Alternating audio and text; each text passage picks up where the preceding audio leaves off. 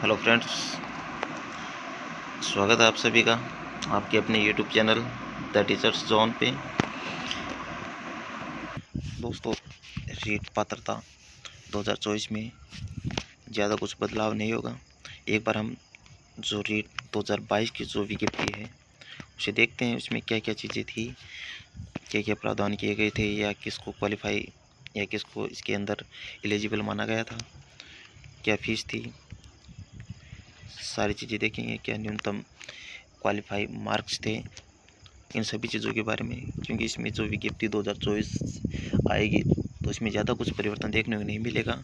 ये जो सिर्फ जो परीक्षा का जो कार्यक्रम होता है उसमें थोड़ा बहुत परिवर्तन देखने को मिलता है, और बाकी लगभग चीज़ें वही रहने वाली है जो पहले थी। इसमें हम देखते हैं कि ये जो एग्ज़ाम है, हमें भी पता है कि ये राजस्थान अध्यापक पात्रता परीक्षा है जो माध्यमिक शिक्षा बोर्ड अजमेर के द्वारा आयोजित करवाई जाती है, और इस बार भी यही बोर्ड है जो इस एग्ज़ाम को आयोजित करवाएगा।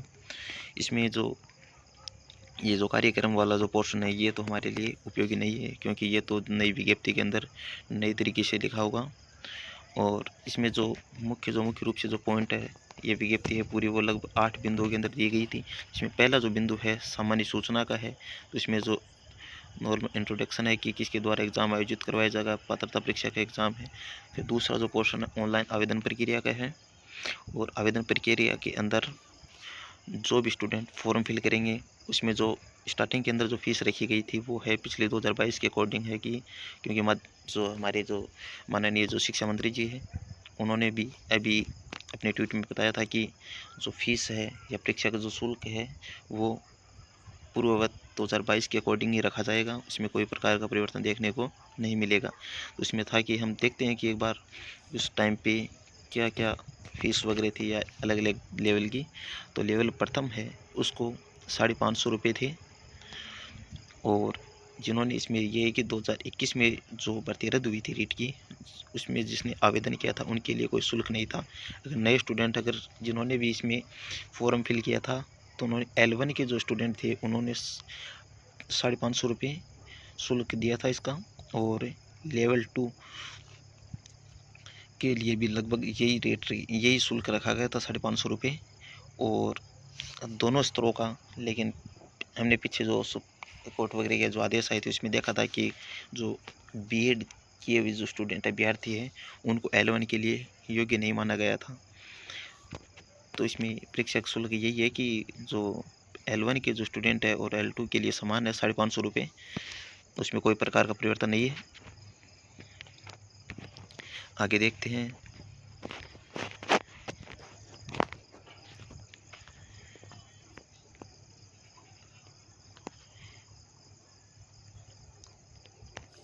जो अपने जो कोई 10वीं की जो मार्कशीट के अकॉर्डिंग जो नाम है, किसी भी अगर डॉक्यूमेंट पे अगर नाम आपका सही नहीं है, माता पिता, तो अभी कुछ जो भी परिवर्तन करवाना है आपको पहले ही करवा लेना, क्योंकि बाद में जाके उसमें कोई परिवर्तन का ऑप्शन है नहीं मिलेगा। क्योंकि ये जो चीज़ें होती है वो परीक्षार्थी का नाम है, माता पिता है, कि जो भी एक कक्षा 10वीं के जो मार्कशीट है उसके अकॉर्डिंग ही आप फॉर्म फिल करवाते समय ये सारी डिटेल उसके अकॉर्डिंग ही फाइनल सबमिशन करेंगे। हम देखते हैं कि आगे जो कुछ था। इसमें सबसे इम्पोर्टेंट पॉइंट है कि रीट का जो एग्ज़ाम है उसमें जो योग्यता वाला है, न्यूनतम शैक्षणिक की जो योग्यता है, जो आपको भी पता है कि जो अंतर्राष्ट्रीय स्तर पे जो एजेंसी होती है राष्ट्रीय अध्यापक शिक्षा परिषद, उसके द्वारा निर्धारित की जाती है कि जो भी क्वालिफ़िकेशन है वो राष्ट्रीय अध्यापक शिक्षा परिषद के द्वारा ही निर्धारित की जाती है। तो उनके अकॉर्डिंग जो राजस्थान में जो डिसाइडेड है उसमें कुछ परिवर्तन के साथ में वो इस प्रकार है कि कक्षा 1 से 5वीं तक जो L1 के शिक्षक बनते हैं उनके लिए जो न्यूनतम शैक्षणिक जो योग्यता है वो कुल इसके अंदर 5 योग्यताएँ दे रखी है। तो 5 में जो पहली जो योग्यता दे रखी है उसको एक बार देखते हैं कि उसमें क्या क्या योग्यता दी गई थी। तो कक्षा 1 से 5 तक शिक्षकों की परीक्षा के लिए, तो इसमें देखते हैं कि जो पहली जो योग्यता है उसमें यही है कि आपको ग्रेजुएशन जो अपनी जो 12वीं सीनियर सेकेंडरी जो क्लास होती है 12th क्लास, उसमें आपको न्यूनतम कम से कम 50% होने अनिवार्य है। कि आपकी जो 12th क्लास होती है उसमें 50% होना कंपलसरी है। अगर 50% नहीं है तो आप वैसे एलिजिबल नहीं है। और उसके साथ साथ में आपके जो प्रारंभिक शिक्षा शास्त्र में जो प्रारंभिक जो शिक्षा शास्त्र होती है, जिसे हम सामान्य भाषा में BSTC बोलते हैं, BSTC जो BSTC होती है, उस BSTC डिप्लोमा में आप या तो उत्तीर्ण हो या फिर उसके अंतिम वर्ष में अध्ययनरत हो, जिसे हम पेयरिंग कहते हैं, या तो पेयरिंग में हो। साथ साथ में आपके जो 12th क्लास है उसमें 50% होने अनिवार्य है। दूसरी जो योग्यता दे रखी है उसके अकॉर्डिंग न्यूनतम 45% अंकों के साथ आपकी जो सीनियर सेकेंडरी जो क्लास है वो पास आउट होनी चाहिए। और उसके साथ में आपने जो हमारे जो राष्ट्रीय स्तर पे जो एजेंसी है, जो काउंसिल है NCTE, इसके द्वारा कोई अन्य अगर 2 वर्षीय जो डिप्लोमा है उसमें आपने अगर कर रखा है तो उसे भी उसके लिए पात्र माना गया है। न्यूनतम 50%, तीसरी जो शर्त है उसके अकॉर्डिंग न्यूनतम 50% अंकों के साथ आपकी जो 12th क्लास है वो पास आउट होनी चाहिए। इससे ऊपर स्टार्टिंग में दिखा पहली जो शर्त थी उसमें भी यही बताया गया था कि आप 12th क्लास है वो 50% के साथ पास आउट होने चाहिए। फिर आगे अगर देखें तो इसमें है कि प्रारंभिक शिक्षा शास्त्र में स्नातक DLED, जो DLED होती है, एक होती है BSTC जो 2 वर्षीय डिप्लोमा होता है, वो डिप्लोमा होता है, और ये डिग्री होती है जो 4 वर्षीय कोर्स होता है ये। और 4 वर्षीय कोर्स में या तो आप पास आउट हो या फिर उसके अंतिम वर्ष में अध्ययनरत जो स्टूडेंट है वो इसके लिए पात्र माने जाते हैं। अगली जो योग्यता है उसके अकॉर्डिंग 50% मार्क्स, वो 12th क्लास में आपके 50% मार्क्स होने चाहिए। और साथ साथ में जो शिक्षा शास्त्र है इसमें एक चीज़ है कि ये जो योग्यता है वो है विशेष शिक्षा के लिए। तो आपने जो स्पेशल BSTC की होनी चाहिए अलग से। एक तो सामान्य BSTC होती है, एक उससे अलग विशेष श्रेणी के जो बच्चे होते हैं उनके लिए अलग से एक कोर्स करना होता है। 2 वर्षीय कोर्स होता है सामान्य BSTC की तरह ही, जिसे स्पेशल BSTC के नाम से जाना जाता है। उसमें या तो आप पास आउट होने चाहिए, वो डिप्लोमा आपके पास होना चाहिए, या फिर आप उसके अंतिम वर्ष में अध्ययनरत है तो भी आपको इसके लिए एलिजिबल या पात्र माना जाता है।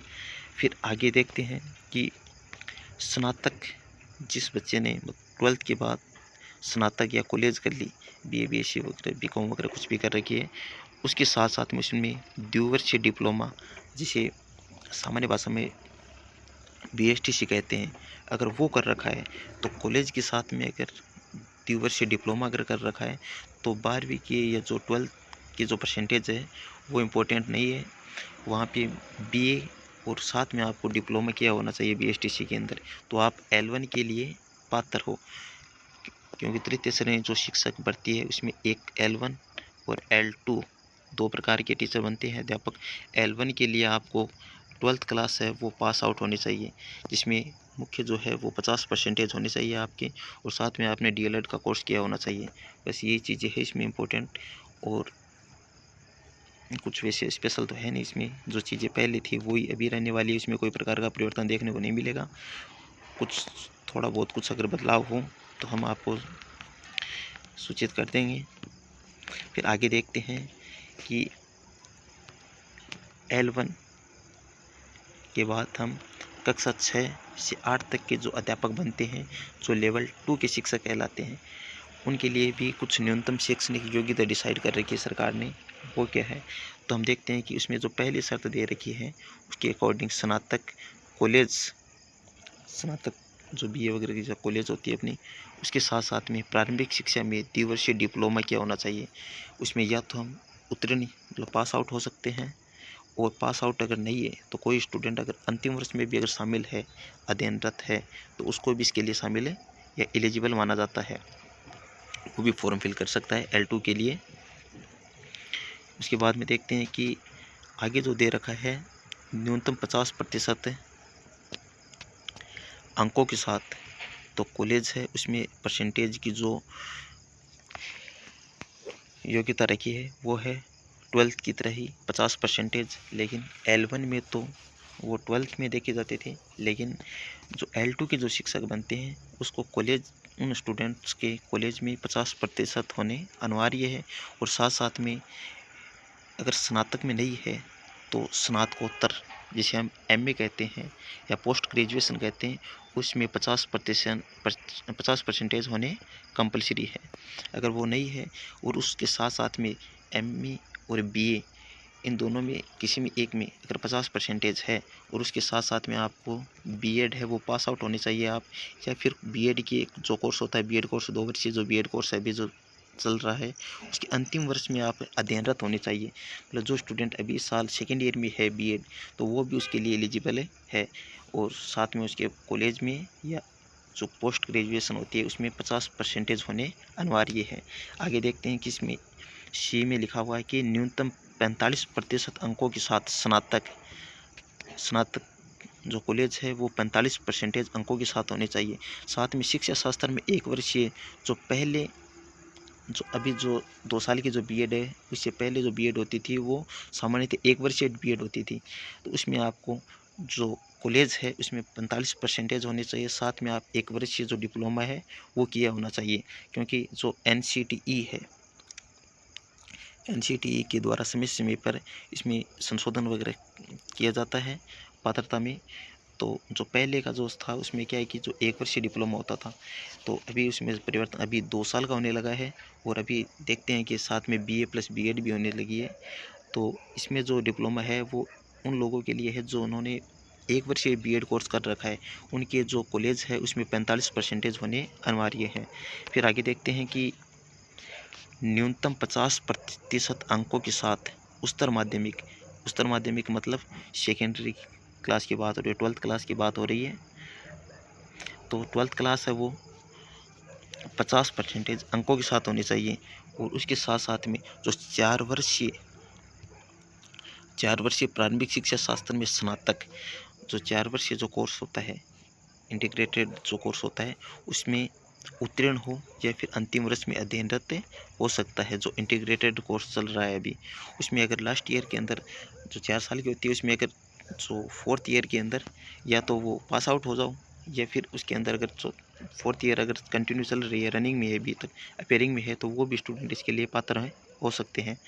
फिर आगे देखते हैं कि न्यूनतम 50% अंकों के साथ उच्चतर माध्यमिक, जिसे हम सीनियर सेकेंडरी क्लास कहते हैं या 12th क्लास कहते हैं, उसके साथ उसमें कम से कम 50% होने आवश्यक है।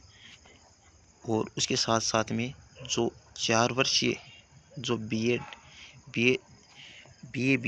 बीएससी बीएड या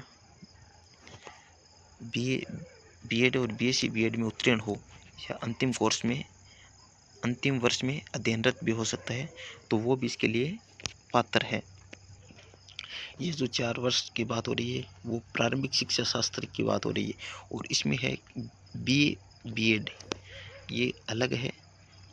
इसमें बीए प्लस बीएड की बात हो रही है कि जो स्टूडेंट अभी बीए प्लस बीएड करते हैं, ये उनकी बात हो रही है।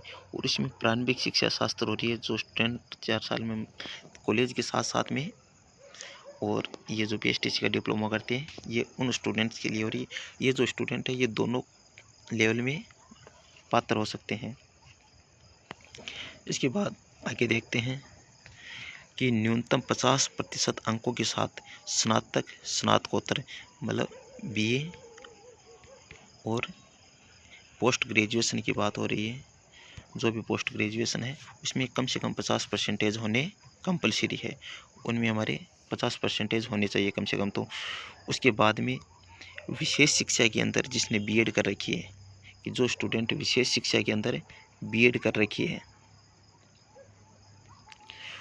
या उत्तीर्ण है या फिर अंतिम वर्ष में अध्ययनरत है, उनको भी इसके लिए पात्र माना जाता है। वीडियो थोड़ा लंबा हो गया है, लेकिन हम जो भी इम्पोर्टेंट चीज़ें हैं वो एक बार देख लेते हैं। उसके बाद में जो नई विज्ञप्ति आएगी उसमें कुछ थोड़ा बहुत कुछ परिवर्तन देखने को मिलेगा लगभग, लेकिन जो चीज़ें हैं वो यही समान रहने वाली है, ज़्यादा कुछ परिवर्तन देखने को नहीं मिलेगा।